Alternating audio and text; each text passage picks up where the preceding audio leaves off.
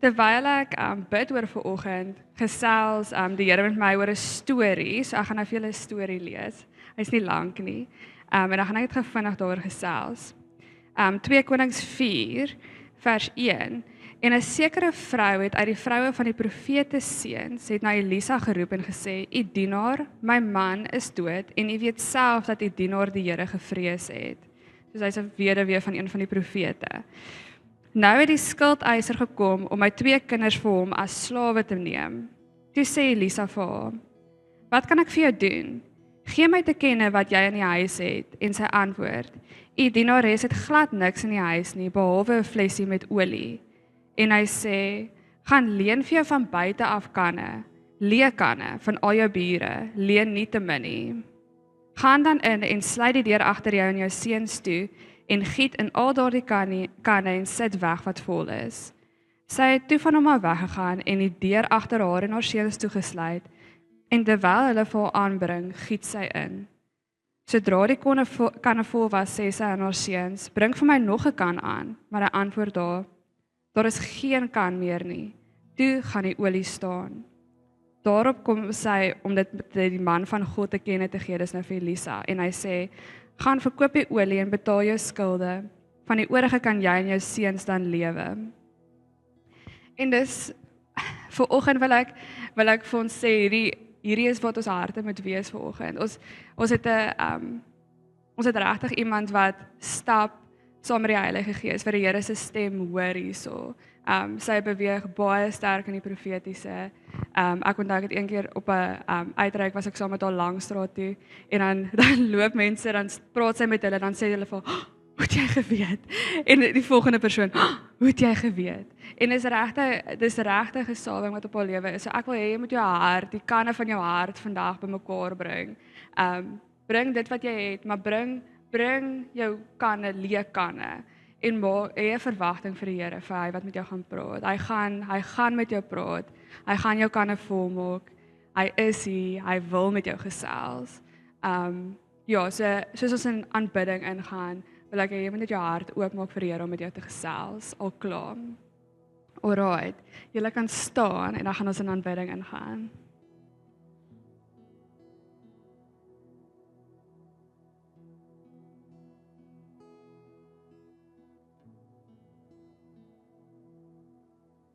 Koning Jesus, ons kom sit ons harte en ons kom lê ons harte voor U neer, Here. Here, ons is hier vir U. Hierdie is U oggend, Here. Here, ek bid dat U elke dogter sal aanraak vanoggend.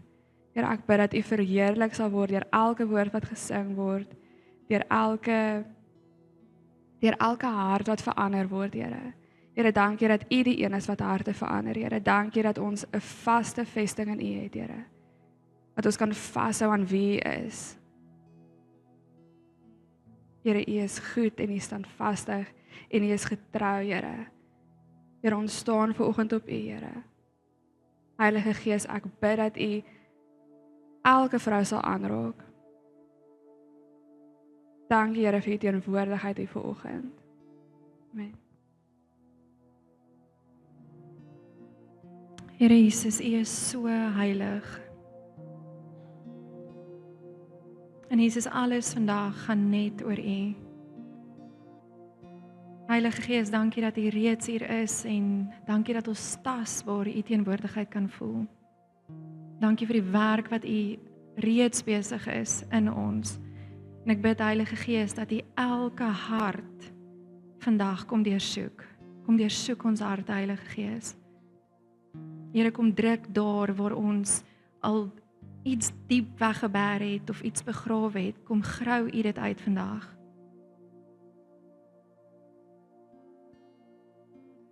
Ons is hier om U te verheerlik, Here Jesus. Amen. Goeiemôre, Wellington. Dit is, ek dink Larissa het net nou gesê, of iemand het gesê, dit voel soos asof jy by familie kuier, en dit is regtig die gevoel wat mense hier kry. Ek het nou, toe ek na daai tafel kyk, toe dink ek, ons moet eintlik die tafel net in die middel kom sit en om die tafel sit, want in my ouma se kombuis is regtig waar ek in my lewe al die meeste geleer het van die lewe en waar ek al die beste raad gekry het. So toe ek nou groot geword het as 'n jong meisie en dit voel altyd vir my om die etenstafel is die plek waar ons moet saam kuier en saam oor Jesus gesels. Maar ek wil net sê, sure, ek het soos in worship hier by die derde liedjie toe sê ek soos, ja, ek moet nog bedien, maar dit was so lekker. Ja, well done. Larissa, baie dankie vir die voorreg. Dis regtig vir my lekker en ek het so gebid vir julle hierdie hele week en ek is baie opgewonde vir dit wat die Here wil kom doen vandag. Hallo Tanya, oor die Kaap is ook hier. En Ma's familie. Annelei ook, julle tel nie. So, die Here het my vanoggend baie vroeg kom wakker maak en Larissa sal weet ek het vir haar 'n boodskap daai tyd gestuur met wat ek toe voel die Here graag vandag wil doen. En ek sien toe nou, klaar, julle het nou half 'n papiertjie op julle stoel waarop julle kan skryf agter. So hou hom so lank reg. Ek wil net vir julle wat my nie ken nie, Ekskuus as ek nou baie my keel skoon maak. Jace het met 'n virus van Malawi afgekom en toe steek hy die hele huis aan. Soos almal dra nou so 'n bietjie aan hierdie virus.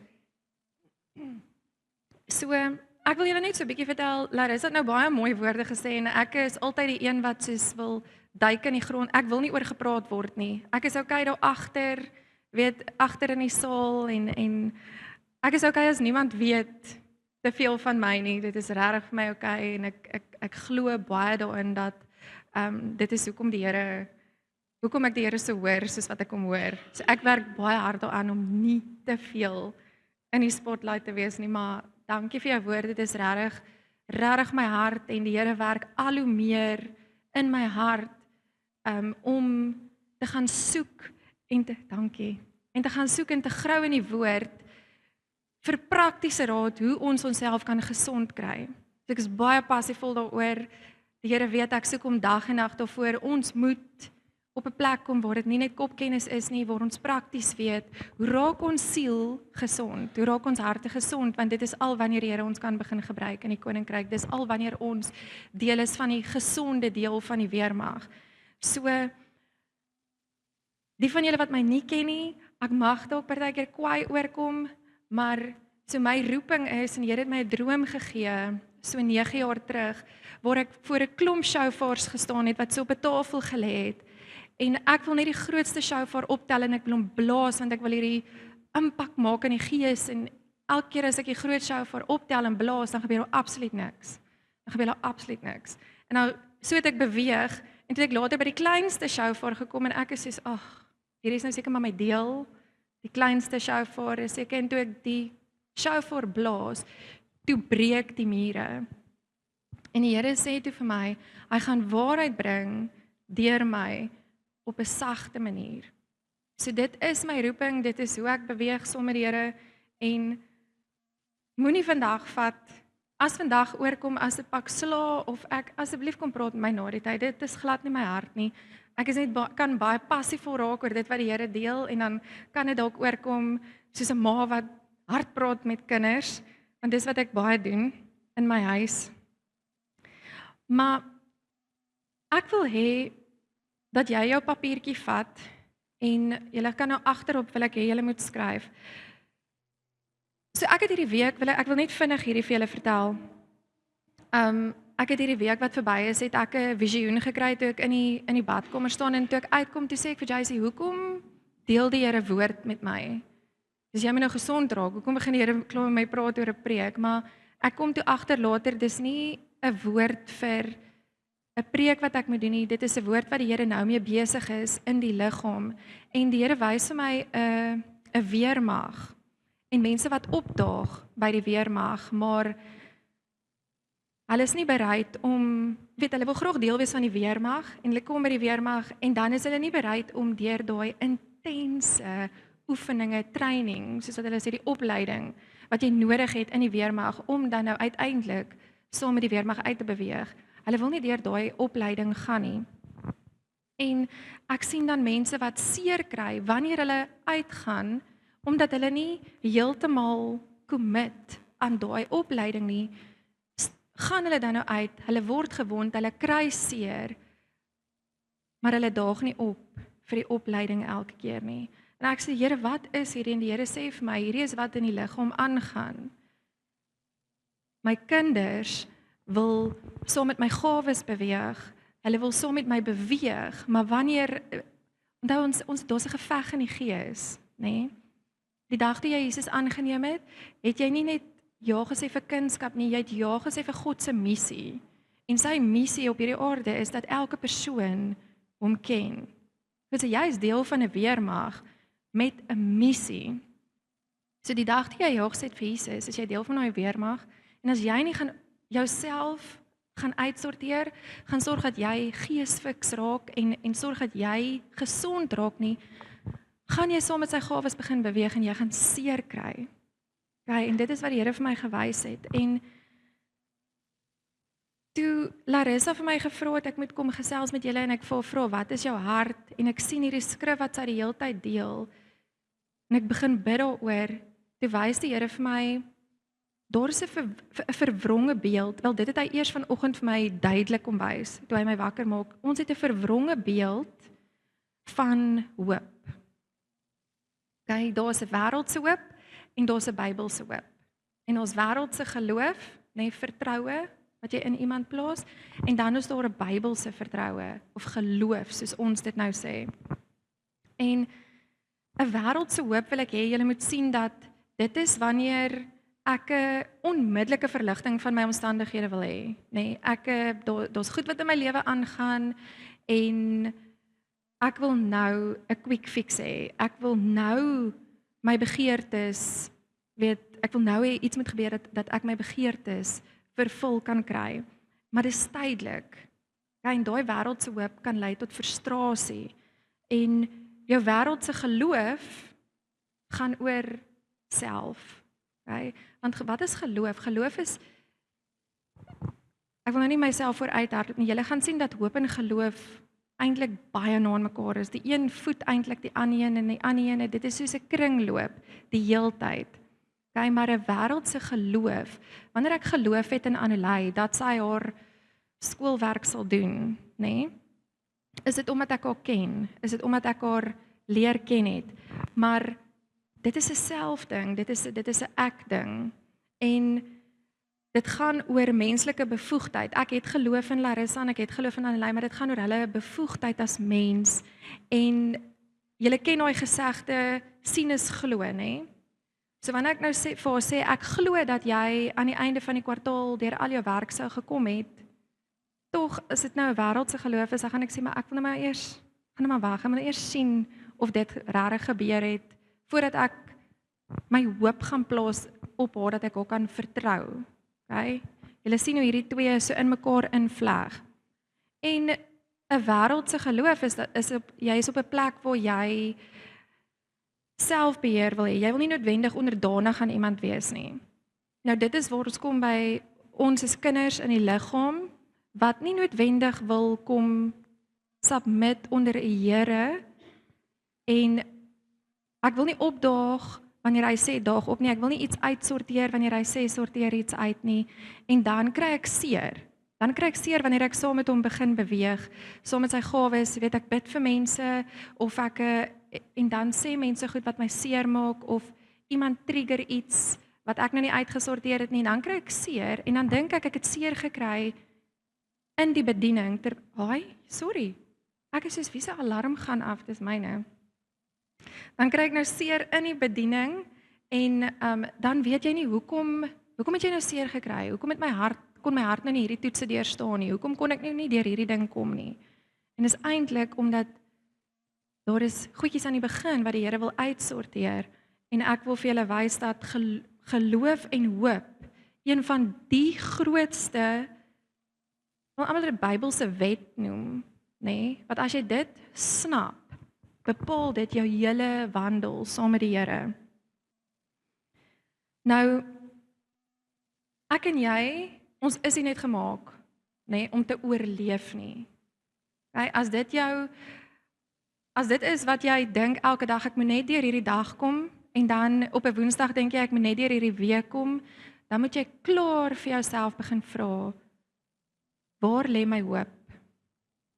Dan moet jy klaar begin dink, dalk moet ek bietjie gaan kyk, hoe lyk my hoop? Hoe lyk my hoop en hoe lyk my geloof? Ons is nie gemaak om van krisis tot krisis te spring nie. Okay? Dit is nie waarvoor die Here ons gemaak het nie. Onthou ek het gesê, as jy ja gesê het, ons is hier vir ons het elkeen 'n missie. Elkeen stap in sy eie roeping en elkeen is in sy eie baan, deel van die liggaam, 'n ander deeltjie van die liggaam, maar ons het dieselfde doel. Okay, God se doel vir die mensdom het nie verander nie. So, nou wil ek hê jy moet jou papiertjie vat. En wat ek wil hê jy vir my moet neerskryf is, en hierdie is wat die Here vir my kom wys het vanoggend 2 uur. So ek wil gehoorsaam wees hieraan, want wat ek beleef het is, die Here het vir my gewys, daar's 'n lens, en ons almal weet, hierdie is so cliché, jy moes dit al gehoor het, ons elkeen het 'n lens waardeur ons kyk. Die mooi woordjie daarvoor is jou wêreldperspektief, nê, wat jy het, en daai word gevorm van die dag wat jy so oud is soos Joshua. Van daai klein tyd af word jou wêreldperspektief gevorm. So jou wêreldperspektief word gevorm in jou huis. So alles wat jy glo oor die Here, alles wat jy glo oor jouself, alles wat jy glo oor jou huweliksmaat, alles wat jy glo oor jou vriendinne, met wie ook al jy omgaan, is gebaseer op jou wêreldperspektief, of jy dit nou wil weet of nie. Wanneer ons paartjies voor ons in die huwelik ingaan, dan sal ons met hulle sit en praat, en dan wil ons net hierdie bewusmaking weer by hulle opbring om te sê, neem gou in ag, jy het 'n wêreldperspektief en hy het 'n wêreldperspektief, en hierdie twee wêreldperspektiewe gaan nou een word. So wat jy dink van die Here, wat sy dink van die Here, alles gaan nou begin saamsmelt. Okay, maar ek wil hê jy moet hoor, jy het 'n wêreldperspektief, jy kan dit nie ignoreer nie. So, eerste, op jou blaadjie, skryf jy vir my hoe oud jy vandag is.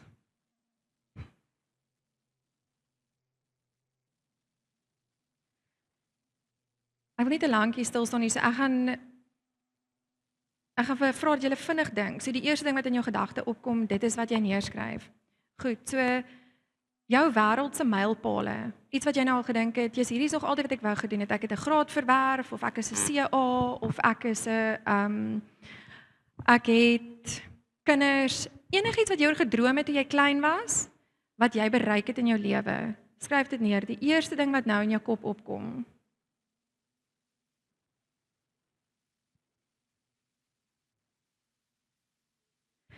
Dan het ons almal met 'n stel waardes groot geword in ons huis, en as jy een ding uit jou huis uit kan sê, dat hierdie is regtig iets wat my ouerhuis my geleer het, is hierdie waardes dra ek oor, en dan gaan ek saam met my dra, en gaan ek my kinders leer, en as jy kinders het, is dit wat jy hulle geleer het, is hierdie een ding, skryf daai neer.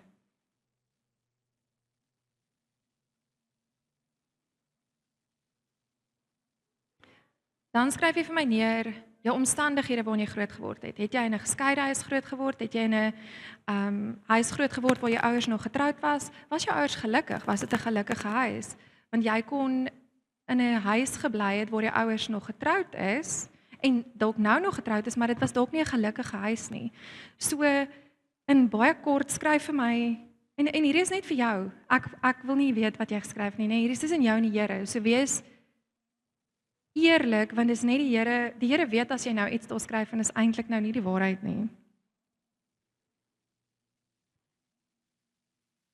Dan skryf vir my neer die beste ding in jou lewe, en ek weet dit is nou 'n baie groot gaping of 'n lang tydperk, die beste ding in jou lewe wat met jou kon gebeur het. As jy een ding moet uitkies en jy sê, hierdie is die beste ding wat met my kon gebeur het. Weet ek was hoofmeisie. Voel dit was soos my beste ding wat my gebeur het. Of ek is 'n mamma. Beste ding wat my kon gebeur het. Ek het my droomwerk. Beste ding wat my kon gebeur het. Of ek het met die man getrou wat God vir my het. Beste ding wat my kon gebeur het. Skryf iets neer. Of dalk is dit iets wat as kind gebeur het. Wat jy tot vandag toe nog onthou. Hierdie is die beste ding wat met my kon gebeur het. Dan kom ons 'n bietjie by die sensitiewe goed. Die slegste keuse wat jy al ooit gemaak het. Nie wat met jou gebeur het nie, die slegste keuse wat ek Janine al ooit gemaak het uit my eie uit. Dis iets wat ek gedoen het wat ek sê as ek nou kan teruggaan, dan sal ek hierdie heeltemal anders doen. Of glad nie doen nie.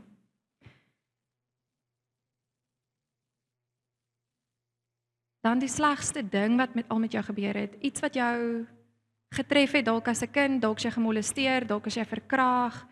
En ek noem hierdie, want dit is wat met meeste dames gebeur, dalk is jy geslaan, dalk was jou ma of pa, dalk het jy in 'n huis groot geword waar daar 'n baie fyn lyn tussen dissipline en mishandeling was. So skryf neer wat is die slegste ding wat al ooit met jou kon gebeur het en dalk was dit nie in jou huis nie, dalk het dit gebeur nadat jy uit jou huis uit is. Kyk, die ding wat nou in jou kop opkom, skryf daai neer. Kyk, kom ons praat net oor iets goeds, die beste keuse wat jy al ooit in jou lewe gemaak het. Keuse wat jy gemaak het, jouself, wat jy iets gekies het. Al was dit met of sonder die Heilige Gees, die beste ding wat jy al gekies het om te doen. Wat goed uitgedraai het vir jou. Dan die grootste sonde wat jy al gedoen het.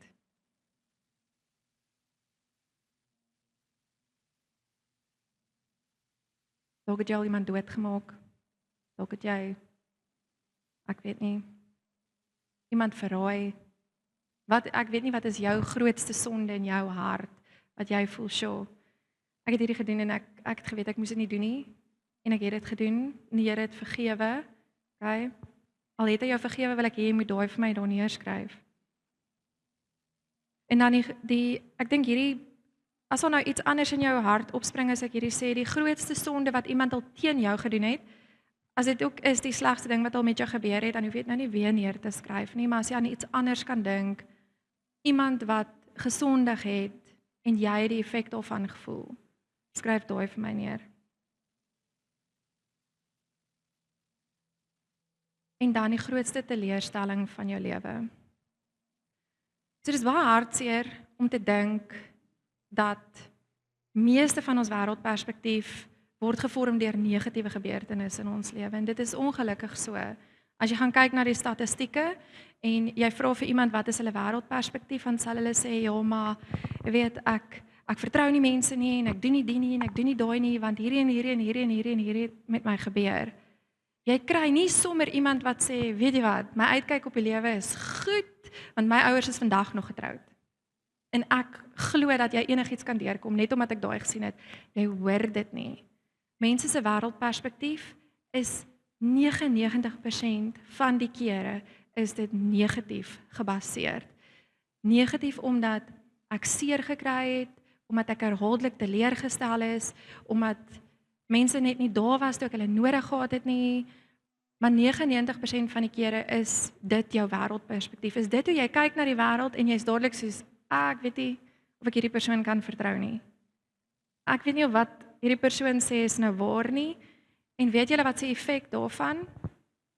Ons verhouding met die Here kyk ons deur daai selfde lens.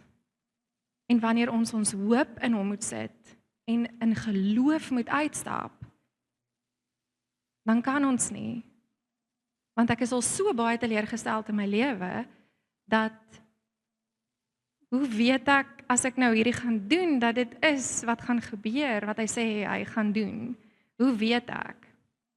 Okay, so ons het hierdie kopkennis by die Here. Ons hoor wie hy is, ons weet dis wie hy sê hy is, ons weet hy sê hy is wat alles is, nê? En ons kan onsself nie altyd en regtig op 'n plek kry om ons harte daar te kry nie. Goed. So ek wil sommer Hebreërs 11 vers 1, ek gaan wegspring met daai skrif. Nou sit net jou papiertjie neer, ons gaan nou kom, ek wou dit heel aan die begin doen, ek wil nie jy moet begin sien waar het jy 'n skewe uitkyk gehad op enige iets, okay, voordat jy nie die waarheid op papier kon neersit nie. So Hebreërs 11:1 sê, die geloof is dan 'n vaste vertroue op die dinge wat ons hoop, 'n bewys van dit wat ons nie sien nie. So geloof is nie wishful thinking nie. Okay? Dit is 'n vaste vertroue op die dinge wat ons hoop. So geloof is nie emosie nie, geloof is nie 'n besluit wat ek net maak om iets te doen nie. Dit is 'n vaste vertroue. Dit is 'n hartsoortuiging, nê? Dis ek wat in my hart weet dat dit waarop ek hoop, my hoop in wie my hoop is. Ons gaan nou kom by wat is die hoop dan nou? Maar dat ek iets gaan doen en gaan beweeg in 'n rigting, al kan ek nie die uitkoms daarvan sien nie. Nee, dis geloof. En julle almal weet dat dit geloof is. Dit is soos Kunskap 101, nê? Dis is een van die eerste goed wat jy leer as jy by die Here kom, is om ek moet geloof hê, want God word net behaag deur geloof. Goed, so dis een van die goed wat ek wil regkry is om geloof te hê. So hier's die ding, as iemand by my kom staan en vir my sê, as Annelyn na my toe kom en sy sê vir my, ek het geloof, gaan ek sê ja, nou wys my. Wys my jou geloof. Okay, want geloof sien 'n mens. Ek kan sien as iemand geloof het. Jy sien dit in hulle hele lewenswandel. Ons praat eergister gaan bid ons vir iemand in ons gemeente wat baie siek is en op pad terug eintlik en op pad soontoe beleef ek, terwyl ons nou regmaak, beleef ek moet hierdie spesifieke vroutjie saamnooi want ek is besig om 'n pad saam met haar te stap en sy is regtig besig om te stap, nê, so sy hardloop eintlik net. Dis een van daai wat jy net wil, wow, eers net 'n bietjie wag net eers. Ons dink net die Here het ons verstand ook gegee, nê. En so ek stap 'n intense pad saam met haar en ek nooi haar saam. Ek sê vir haar, wil jy kom saam bid? En sy sê ja. Weet sy sal alles los en saam kom bid. En toe ons terugkom, nou ek wil vir julle sê hoe oud sy is. Sy's ouer as wat ek is. Nê? Ja. Sy is ouer as wat ek is. Ek skat haar so amper 50. Ja, so 46, 47, nê? En op pad terug sê Annelyn vir my, hoe mooi is dit om hierdie tannie te sien wat op so laat ouderdom in haar lewe 'n kind van die Here geword het en nie toelaat dat haar ouderdom iets is wat in die pad staan van haar wat voluit hardloop saam met die Here nie. Sy moet eintlik hier kom staan en praat oor geloof. Want sy vat geloofstap op geloofstap op geloofstap. Daar is nie, jy kan nie haar kop swaai nie as die Here ietsie vir haar gesê het, is dit reg. Daar's nie 'n minuut of 'n sekond wat sy dink, maar hoe gaan ek hierdie doen en hoe gaan die Here hierdie doen en hoe gaan ons hier en hoe gaan ons hier maak en Here, kan ons net na my budget kyk en verstaan, sy hardloop en die Here is asof die hemel haar back, nê? Die hemel volg saam. Maar sy het een ding in haar hart uitgemaak en dit is in wie haar hoop is. So nou wil ek by hoop kom. Want om alles vir jou saam te trek, moet ek vinnig vir jou verduidelik net wat hoop is. So 1 Tessalonisense 5 vers 8. Weet nie of ek dit vir julle deurgestuur het nie, maar dit praat van die helm, nê? Die hoop op die saligheid, maar die helm. En dit is ook die helm van verlossing, maar die skrif praat ook van die helm van hoop. So dit sê vir my, hoop, waar kom hoop voor? Hoop kom dan voor in my denke, nê? Dis iets wat ek aan dink. So as hoop in my denke is, waar val die vyand ons 100% aan elke dag? Is in jou gedagtes. So as jy die helm moet dra, wat ook die helm van hoop is, dan moet jy weet, die vyand gaan kom om jou te vergiftig, om jou denke te vergiftig, om jou negatief te maak oor die toekoms, om jou, dit wat jy het, jou wêreldperspektief, waarmee jy groot geword het, daai is wat jy die heeltyd konstant aan gaan dink, as jy na enigiets kyk. So, as hy net kan kry om jou denke net so bietjie, weet jou net konstant op 'n plek te hou waar jy nie gesond raak nie, waar jy nie aan jou wêreldperspektief werk nie, waar jy nie aan jou denke werk nie, dan gaan jy nie in geloof lewe of ooit daarin uitstap nie, want dan gaan jy in vrees lewe vir wat gaan gebeur as ek dalk hier uitstap, of jy gaan konstant op 'n plek wees waar jy net stagneer, want jy gaan heeltyd lewe met wat as dit, en sê nou maar die gebeur, en ek weet, jy gaan te veel dink daaroor. Okay? En daar's baie vrouens wat ek sien wat so lief is vir die Here, en hulle sit elke Sondag in die kerk, nee, mense vir wie ek baie lief is, maar hulle dink verkeerd. En omdat hulle verkeerd dink, is daar nie hoop nie, en as daar nie hoop is nie, kan ek nie in geloof uitstap nie. Nou, Romeine 8:28 sê, alles sal ten goeie meewerk. Nou ons quote hierdie skrif baie vinnig, nê? Daai is gekoppel aan dit wat jy glo, in wie jy glo. Daai staan nie alleen op sy eie nie. Daai skrif is gekoppel aan die hoop wat ek het in Jesus Christus. Dat hy is wie hy sê hy is, dat hy gaan doen wat hy sê hy gaan doen. Ek uitstap in geloof, dan sal alles ten goeie meewerk. Dis nie 'n skrif wat op sy eie staan nie. Dis ek wat snap, my denke reg kry, my hoop sit in wie Jesus is, nê? En uitstap in geloof, die regte tyd, die regte keuses maak, dan sal alles goed uitwerk, of ten goeie vir jou uitwerk. As jy die hele tyd dink, ek is niks werd nie, want ek was niks werd as 'n kind nie, of niks werk net nooit vir my uit nie, want nog nooit het niks vir my uitgewerk nie, ek is altyd die slagoffer van alles.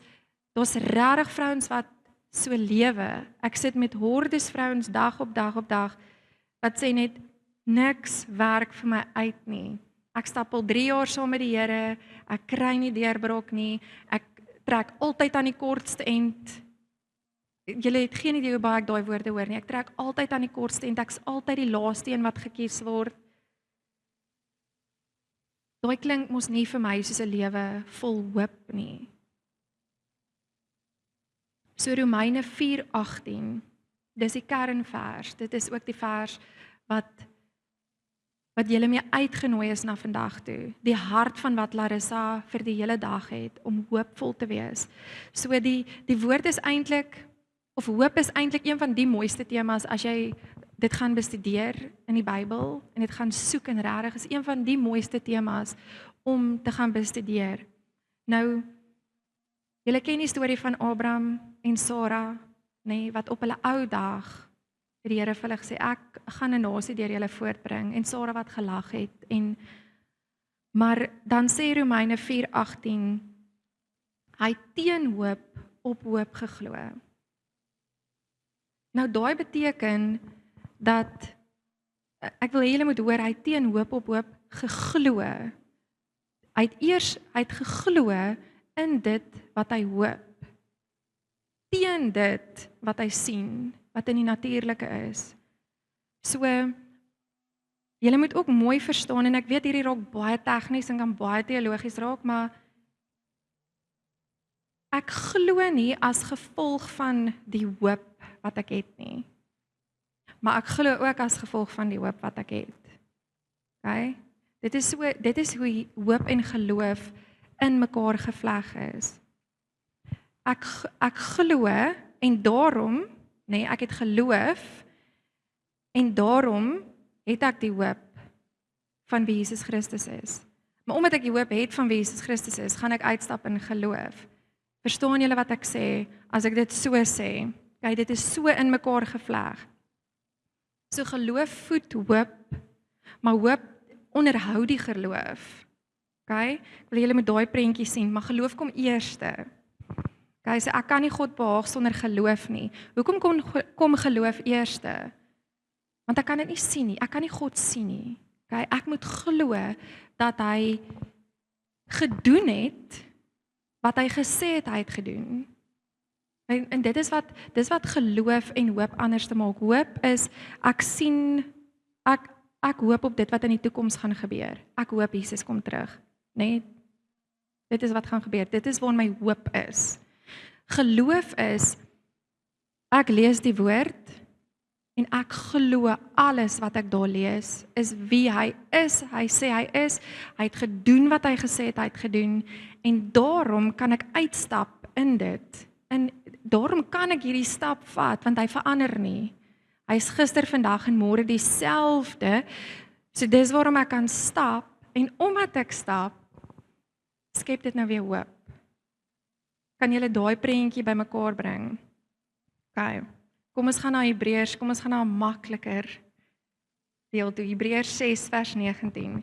Sê hoop is 'n anker van die siel wat veilig en vas is. So ek wil hê jy moet hierdie prentjie sien van hierdie boot wat op die water is, nê? Nee? En die see wat onstuimig is. Dit is hoe ons lewe lyk. Ek weet nie van jou lewe nie, maar my lewe lyk so. Dit voel vir my partykeer ek is in die wille waters, diep in die waters, nê? Nee? En my boot maak so. Nou as hoop 'n anker is vir my siel. Nou julle weet hoe werk 'n anker. Jy gooi hom in die water af en hy val en hy val en hy val en hy diep en hy hak aan 'n rots vas. En net nou toe ons bid, toe bid Larissa, toe sê sy Here, dankie dat U ons rots is. Dat U die rots is op wie ons staan. En daai is my hoop. Daai anker my siel.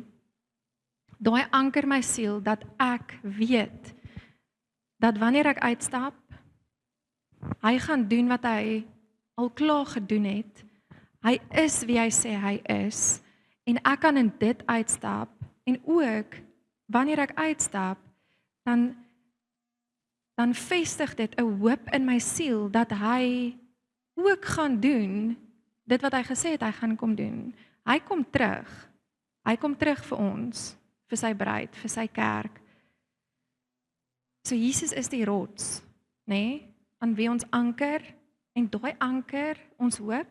Wanneer ons begin hoop, dit anker jou siel. Okay, so op wie moet ons dan nou hoop? Nee, dit is nou 'n maklike vraag.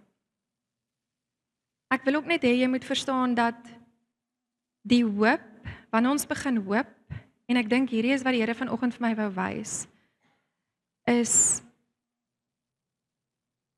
omdat ons sien ons omstandighede en ons wil verligting hê van daai omstandighede nou. Dis menslik. Dis okay, nê? Ek wil ook as ek deur storms gaan of deur slegte omstandighede gaan, wil ek nou 'n antwoord hê. Here, hoe kom ek uit hierdie situasie uit nou? Hoe kom ek uit? Maar nou kyk ons in die natuurlike vas. Nou sê ek vir myself, maar ek het hoop.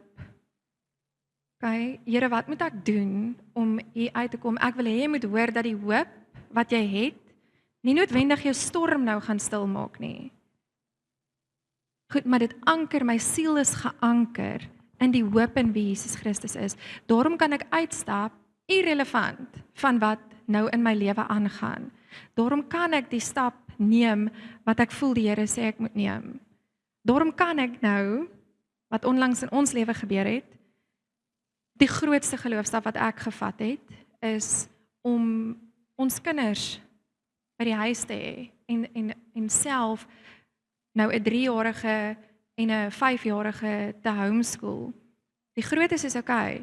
Hulle help hulle self, maar 2 kleintjies, 3 jaar en 5 jaar is eintlik 20 kinders op een slag, nê? Die wat sulkes het verstaan, nê?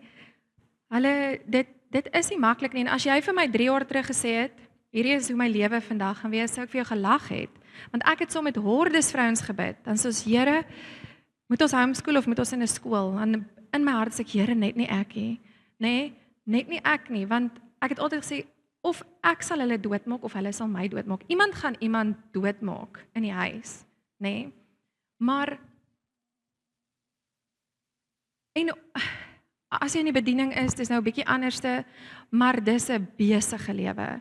Dis 'n moeilike lewe want jy is voor in die geveg, nê? Jy is die wat hardloop in die geveg in en dis waarvoor Here ons roep, so dis okay.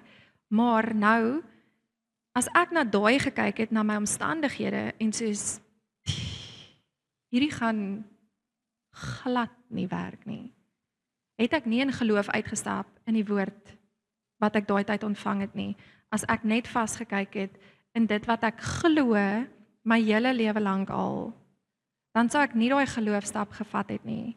Maar omdat my hoop is in dat elke keer toe ek nog net 'n tree gegee het, as hy gesê het beweeg, het dit vir my goed uitgedraai. Nie noodwendig soos ek gedink het dit gaan uitdraai nie, maar as ek terugkyk kan ek sien dit het goed uitgedraai. Dit het ten goeie meegewerk. Want my hoop is nie om my situasie nou te verlig nie, my hoop is in wie hy is. Dis 'n langtermyn hoop. Daarom kan ek in geloof dan nou uitstap. Ek wil net op hierdie punt sê, dis nie 'n ek en jy ding nie, nê? Ons doen hierdie saam met die Heilige Gees. Nie, as jy hierdie alleen gaan probeer doen, dan gaan jy sink. So Kolossense 1 vers 27 sê Christus in julle die hoop van die heerlikheid. Aan wie God wou bekend maak wat die rykdom van die heerlikheid van hierdie verborgenheid onder die heidene is, dit is Christus onder julle die hoop van die heerlikheid. Ekskuus, ek het net sulke notas gemaak. En dit is ons hoop, is Christus in ons. Dit is hoekom ek kan stap, want hy is in my, sy gees is in my, maar dit is wie hy is. En ek hoop, dit is waar my gedagtes is, elke keer, of nie is nie, kom ek wees realisties, dis waar my gedagtes moet wees, elke keer, wanneer ek 'n stap vat, moet my gedagtes daar wees, waar daai is wie Jesus is. Okay, my hoop is in hom, nie in dat my situasie nou moet verander nie. En wanneer jy daai kopskuif begin maak, dat Here, ek is nou in hierdie, maar ek glo in wie U is. As jy so begin bid, in plaas van net, Here, wat moet ek nou hier doen? Wat is die volgende? Want dan fokus ek hier. Ek wil fokus, Here, daai is wie U is. Daai is wie U sê U is. Ek weet U gaan weer kom. Ek weet U gaan doen wat U gedoen het al vir die afgelope 2000 jaar. Ek weet hierdie is hoe U opdaag. Ek weet hierdie is wat U doen as iemand hartseer is. Ek weet hierdie is wat U doen as iemand seer gekry het. My hoop is in U karakter, nê, wat in my is. En daarom kan ek uitstap in geloof. Nie in die feit dat iets môre nou gaan verander en my lewe nou beter gaan wees en dit nou makliker gaan wees. Dis nie waar my hoop is nie. My hoop word nie bepaal deur my omstandighede nie. As dit nou willer gaan as die wildtuin rondom my, beteken dit nie ek het nie meer hoop nie. Dit beteken net, Here, ek weet wie U is. Hoe nou? Hoe kom ons hierdeur? Hoe bly ek geanker? Hoe bly my siel geanker in hierdie stormwater? So, baie belangrik, jy kan maar so lank weer jou papiertjie uithaal, dat jou verlede, jou trauma, of wat ook al met jou gebeur het, in jou verlede, waardeur jy is, of jy dalk nou nog, in omstandighede sit, waar jy net sê, Janine, maar jy weet nie. Ons het so 'n dametjie wat by ons begin kerk gaan het, en sy het nou maar natuurlik baie verkeerde keuses gemaak in haar lewe, en sy is al so 2 jaar wat sy die Here, wat sy verhouding met hom het, en verhouding met hom bou, en hom soek, en die kursusse bywoon, en homself net leer om Jesus te ken, verstaan, sy is besig om verhouding met hom te bou. Maar as enigiemand na haar lewe sou kyk, nê, sou hulle sê, maar is dit hoe dit gaan met 'n Christen dan? So ek wil hê jy moet verstaan dat wat jy gedoen het in die verlede, nê, elke keuse het 'n gevolg, nê? Of jy dit nou met of sonder Jesus gedoen het, jy het keuses gemaak wat jy moet uitleef. Baie keer is daar 'n gevolg wat jy moet uitleef. Jy het dalk 10 jaar terug skuld gemaak van 100 of 200 000 rand, Nou raak jy 'n kind van die Here, daai skuld val nie weg nie. Okay, dit bly deel van jou. Jy moet dit afbetaal. Jy gaan net nou beter keuses maak saam met die Here. Okay, maar daai gaan nie weg nie. En ek dink baie keer wil ons nou, ek soek nou verligting van my situasies. Want anders voel dit nie vir my ek kan hoop in die Here, in wie hy is en wie hy sê hy is nie. En ek kan nie in geloof uitstap nie, want kyk hoe lyk my lewe. Okay, ons moet die kop skuif maak dat ons hoop is nie in die verligting van dit wat ons sien nie. Ons hoop is in dit wat ons nie sien nie. Eintlik daai vers, hoekom het ek hom nie gelees nie? Mag ek net gou kyk? Okay, ons sal seker nou by hom kom. Maar ons hoop is in die dinge wat ons nie kan sien nie. Nou het ek my hele hierso sak. Okay, so wat ek nou wil doen is ek wil hê jy moet nou weer na jou papiertjie kyk. Onthou, hierdie is tussen jou en die Here. Net hy weet wat in jou hart aangaan, net hy weet wat in jou lewe gebeur het, net hy weet die keuses wat jy gemaak het of die keuses wat jy nie gemaak het nie. Okay, want baie keer sit ons ook op 'n plek oor goed wat ons nie gedoen het nie. Wat ons dalk moes doen en ons het nie beweeg in dit nie. En ons sit dan is daar ook 'n gevolg. Wanneer jy dalk gevoel het jy moes iets doen met of sonder die Here en jy dit nie gedoen nie, nou het jy 'n verhouding, maar nou sien jy die gevolg van ek moes hierdie eintlik gedoen het. So ek wil hê jy moet kyk na jou papiertjie en net met alles wat ek nou gesê het, vir jouself evalueer of net vra dat is hierdie wat my huidige geloofstappe en my wandel saam met die Here, is hierdie wat dit bepaal. So het ek hierdie uitkyk as ek saam met die Here beweeg. Is ek besig om as die Here sê, weet ons wil nou hê koop 'n nuwe huis. Die Here sê ek wil hê julle moet eiendom koop. Is ek nou soos wow, nee wag, ek het nou my ouers, ek het gesien hoe hulle groot foute gemaak het met kontant of met geld en hulle kon nie met geld gewerk het nie. So my en weet ek het groot geword, ek moet spaar, ons moet nou nie te spandabelrig wees nie, maar verstaan, word my wêreldperspektief die lens waardeur ek enige woord wat ek by die Here kry om te beweeg, is dit die lens waardeur ek kyk. As die Here vriende langs jou sit of mense langs jou sit of jy is nou in 'n verhouding, dink aan jou huwelik, dink aan die verhouding waarin jy is jou wêreldperspektief dit waardeur jy gegaan het jou hele lewe? Is dit die rede hoekom jy dalk nou ongelukkig is in jou huwelik?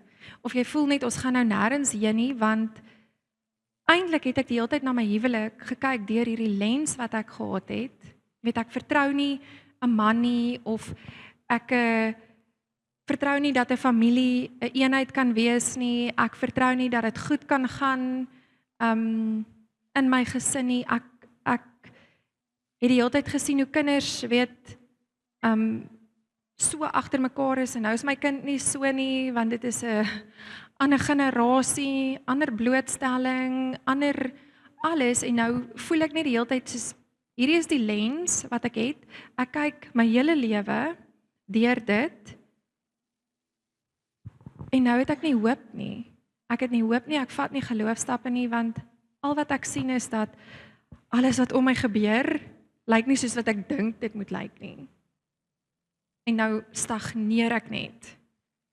En jy wat stagneer, my vinger wat nie werk nie, kom ons sê my vinger, my pinkie wat seer is, my toon wat seer is, my knie wat seer is, maak die liggaam swak. Okay? My hand kan nie, dit is moeilik. Ek kan dalk werk met 4 vingers, maar as die skrif sê as die een deel swaar trek, trek die ander dele ook swaar. Okay? If the one suffer, the other ones also suffer.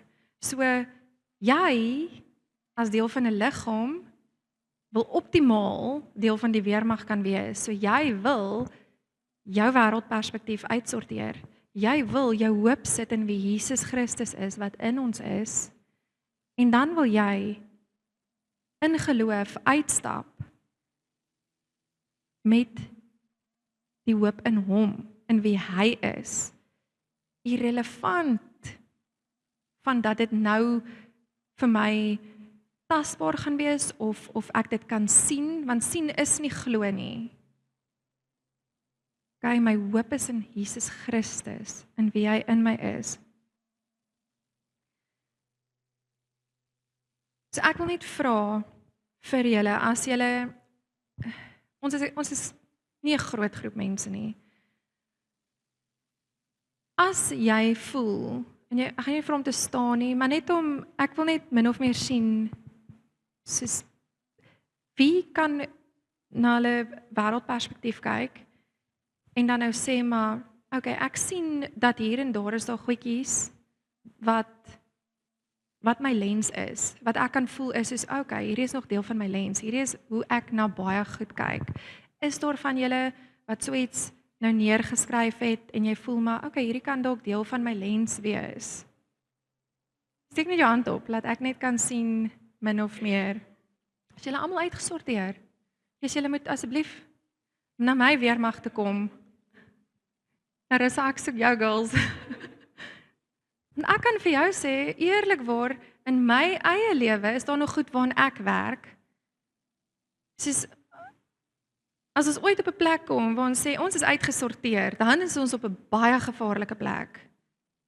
Want ons gaan nie uitgesorteer word tot die dag waar daai bassein geblaas word nie. Okay? Dan gaan ons uitgesorteer wees. Hoopelik. In 'n goeie manier. Maar so jy moet eerlik met jouself wees dat daar is 'n lens waardeur jy kyk. Goed, en maak sommer net toe julle oë. En hierdie het ek eendag by iemand, ek weet nie of ek dit raak gekyk het of ek weet nie of ek by 'n konferensie was waar ek hierdie gehoor het nie, maar hierdie het soveel vir my beteken in my lewe saam met Jesus, dat dit is iets wat ek baie doen. Dat as daar iets is wat my baie pla, of ek voel net ek kry nie deurbraak in hierdie area in my lewe nie, en ek praat van diep hartspersoonlike goed, dan is hierdie wat ek doen. So julle kan net julle oë toemaak. En ek wil hê jy moet die situasie voor jou sien. So as dit nou is dat jy verkragt is as 'n kind, of gemolesteer is as 'n kind, of wat ook al jy nou neergeskryf het op jou papiertjie, die slegste ding wat met jou kon gebeur het, of die grootste sonde wat teen jou gepleeg is, of die grootste sonde wat jy gepleeg het, wat ook al negatief is, wat jy daar neergeskryf het, wil ek hê jy moet jouself amper terugvat na daai tyd toe, en onthou hoe oud jy daar was. Nou wil ek hê jy moet in jou geestesoog sien dat Jesus daar by jou is. Ek wil hê jy moet sien, Jesus is nou hier. Okay, so kom ons vat die voorbeeld, ek is gemolesteer as 'n kind, nou vat ek myself terug soontoe, ek wil niks herleef nie, maar kom ons sê ek was 14 jaar oud. Nou dink ek myself in hierdie situasie, Jesus is hier by my. Wat doen hy in daai oomblik? En dit gaan anders wees by elkeen van julle. Wat doen Jesus in daai spesifieke oomblik waar jy jouself bevind, waar jy seer gekry is of teleurgesteld is, of wat doen Jesus nou as jy na hom kyk? Wat is jou verwagting van wat hy in daai oomblik moet doen?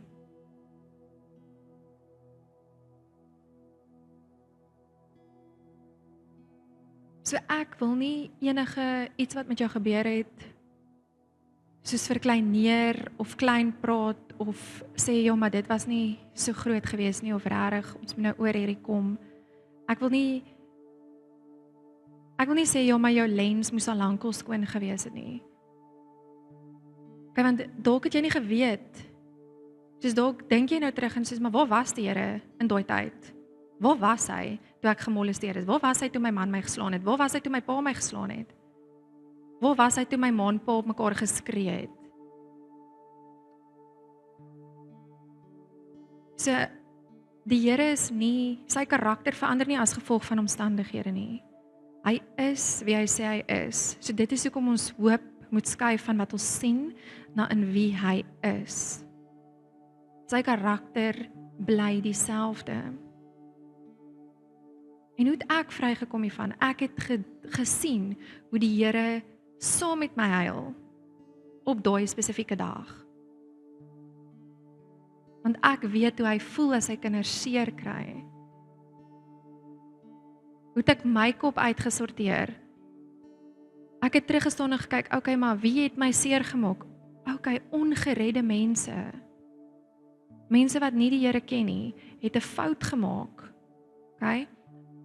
En seer gemaak. Dit beteken nie elke persoon gaan my seer maak nie, dit beteken nie elke persoon gaan my teleurstel nie.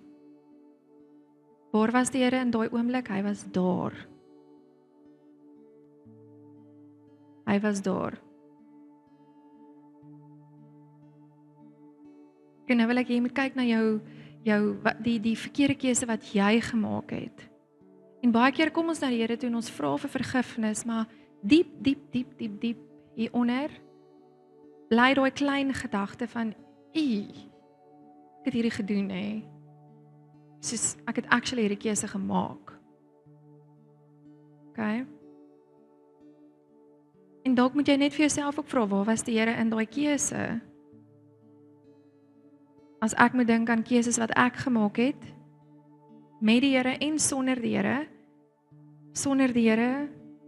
ek kan niemand blameer behalwe myself nie, nou moet ek myself vergewe. Want die Here was daar. As ek sê ek het op 12 val hom aangeneem as my kind, as hom aangeneem as my saligmaker en verlosser, dan was ek die een wat nie na hom geluister het nie, of wat sy stem geken het nie.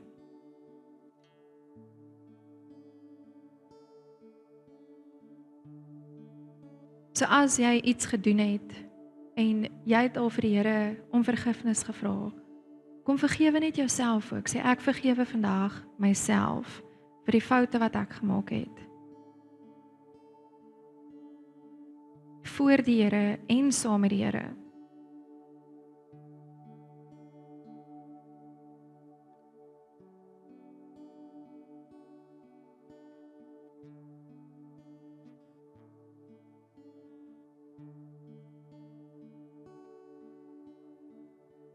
Julle kan sommer net saam met my staan.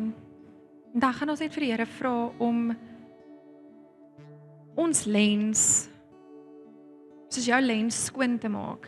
Jy gaan vir die Here sê, Here, ek bring my verlede na U toe vandag en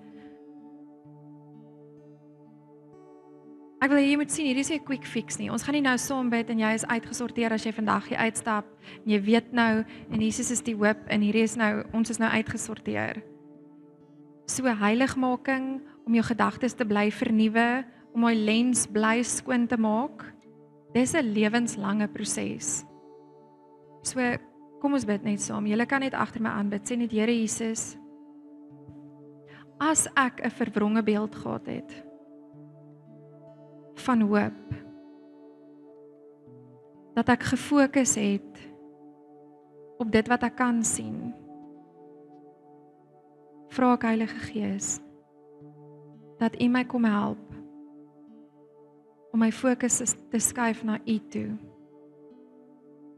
na wie U sê U is.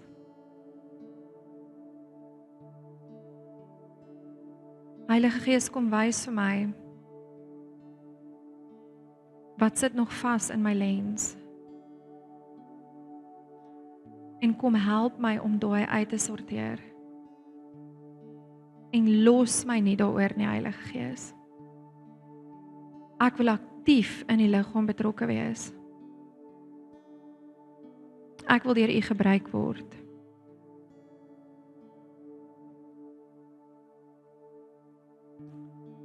Amen. So ek wil vir julle sê, en hier is altyd vir my so hartseer dat mense slegs dink dat hulle werk vir die Here wanneer hulle 5voudig in die bediening staan. Dat hulle weet dat hierdie is hoe dit lyk om vir die Here te werk. Ek wil vir jou sê die dag, ek wil weer hierdie en ek gaan hamer baie daarop. Die dag toe Jesus aangeneem het jy ja gesê vir die missie. Okay, jy het ja gesê vir sy missie hier op aarde. Hy gebruik sy kerk. Die wat 5voudig geroep is, Larissa en Hendrico, is hier om julle net op te rig, om goed soos hoop en geloof oop te breek vir jou, dat jy, dit maak sin. Okay, hardloop. Daar waar ek is, wees besig. Daar waar ek is. Maar ons moet 'n kopskuif kry in die liggaam, dat ek is 'n aktiewe deel van hierdie liggaam, ek is 'n aktiewe deel van hierdie weermag. Al doen ek iemand se boeke, leef ek bewus van God se missie op aarde. En as 'n week verbygegaan het, nê? Soos daag jouself uit, as 'n week verbygegaan het en jy het nie vir 'n oomblik aan God se missie gedink. En waarmee hy besig is op hierdie aarde nie, dat mense van hom moet weet en versoen moet word met hom, dan sal ek sê, Janine, jy's nie aktief in die liggaam nie. Kry jouself reg, okay? Ons het gereeld gesprekke, ek en die kinders, waar ons mekaar accountable hou en sê, as ons uitstap, moet ons dadelik mission. Ek is op 'n mission, ek is hier vir 'n mission. Okay? Want mense vergeet, ons is besig. En dis okay. Ons almal hardloop gou by Checkers in, hardloop huis toe, maak kos, kry net die kinders in die bed, slaap, want môre moet ek weer 7 uur by die werk wees. Daai is nie jou mission nie. Daai is net waar jy is en jy's omring deur mense wat om 10 nie ken nie. En as jy nie doelbewus lewe met hierdie ek is deel van 'n aktiewe weermag, aktiewe liggaam, okay, en opdaag vir al die kursusse, alles wat hulle hier doen, sodat hulle werk kan doen in die liggaam, jou oprig, nê? Hierdie is nie hoe dit lyk, hierdie is hoe dit lyk om vir die Here te werk. Ek en jy saam. Ek alleen is nie genoeg nie. Jesus alleen was nie genoeg nie. Dis hoekom hy sê, julle gaan nog meer doen as wat ek gedoen het. Want een man is nie genoeg nie. Die 5voudige is nie genoeg om mense te versoen met God nie. Die Here wil die hele liggaam gebruik. Hy het nodig dat jy hoop verstaan en stap en net uitstap. Nee, wat is die ergste wat kan gebeur? Ons kan doodgaan. Okay, vir alles verloor. Okay. En dan sê die Here, omdat jy dit gedoen het met jou hoop in my, gaan dit vir jou goed uitwerk. Okay. Amen. Ja, Here Jesus, dit gaan alles oor U, Here. Ons is hier vir U doel, Here. Here, ons lewens is neergelê voor U, ons harte is neergelê voor U, Here. Here, maak ons bruikbaar vir U koninkryk, Here. Here, ons kom lê ons gedagtes voor U neer, Here, en ons kom commit, Here, tot 'n proses van heiligmaking. Here, ons kom gee ons harte vir U, Here. Ons kom gee ons harte in U hand, Here, en ons sê, Here, doen nie meer wat U wil. Vorm ons en maak ons bruikbaar, Here, ons wil in die koninkryk gebruik word. Here, dankie dat ons draers van hoop kan wees, omdat U in ons is. Dankie, Jesus, vir wie U is. Dankie vir hoop. U is die hoop van heerlikheid in ons.